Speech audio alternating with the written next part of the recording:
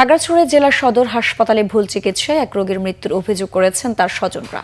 তবে চিকিৎসকদের দাবি চিকিৎসায় কোনো ঘাটতি বা ত্রুটি ছিল না। তারপরও অভিযোগ তদন্ত করে দেখা হচ্ছে বলে জানিয়েছেন মেডিকেল অফিসার। খাগড়াছড়ি প্রতিনিধি এস.এম. প্রফুল্লর পাঠানো তথ্য ছবিতে ডেস্ক রিপোর্ট।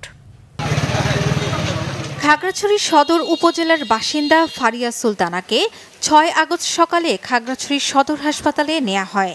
চিকিৎসক জয়া চাকমা প্রসূতির পরীক্ষা নিরীক্ষা করে তাকে হাসপাতালে ভর্তি করেন। তার সিজার করেন ডাক্তার নাদিয়া সুলতানা। সিজারের পর ফারিয়ার পেট ফুলে যায় এবং প্রেসার বেড়ে যায়। অবস্থার অবনতি হলে চিকিৎসক তাকে অন্যত্র নিয়ে যেতে বললে ফারিয়াকে রাতেই চট্টগ্রাম মেডিকেলে নেওয়া হয়। সেখানে ৭ আগস্ট প্রাণ হারান ফারিয়া। স্বজনদের অভিযোগ, চিকিৎসকের অবহেলায় প্রাণ হারিয়েছেন তিনি। অপারেশনটা নাকি ডাক্তার করে নাই, অপারেশনটা করছে ইন্টার্ন ডাক্তাররা করছে। তাদেরকে হয়তো ফোর্স করছে না, কিভাবে কি বলছে আমি জানি না। রাত 12:30টার দিকে তাদেরকে ওই চট্টগ্রাম মেডিকেলে পাঠিয়ে দিয়েছে যে কোনোভাবে।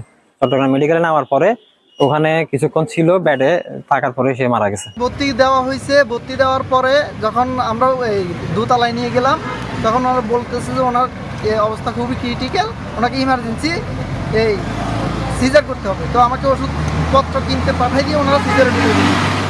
তবে তাদের সব অভিযোগ অস্বীকার করেছেন চিকিৎসকরা। সুন্দরভাবে অপারেশন হয়েছে, কোনো ধরনের ব্লিডিং ছিল না।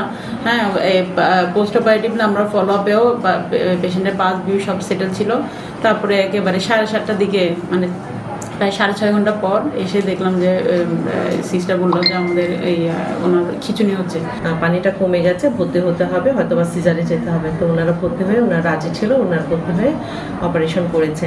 তো অপারেশন করার পরে অপারেশন সময়ে অসুবিধা হয়নি। অপারেশন আমি না করলে আমার সহকর্মী করেছেন, আমি ছিলাম ওখানে।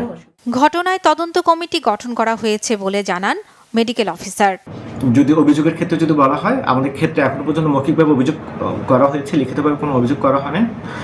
লিখিত অভিযোগের ভিত্তিতে আমরা তদন্ত কমিটি গঠন করি, সিএসআর মাধ্যমে আমরা পরবর্তীতে কমিটি গঠন করে পরবর্তী সিদ্ধান্ত নিব। Banglavision news desk.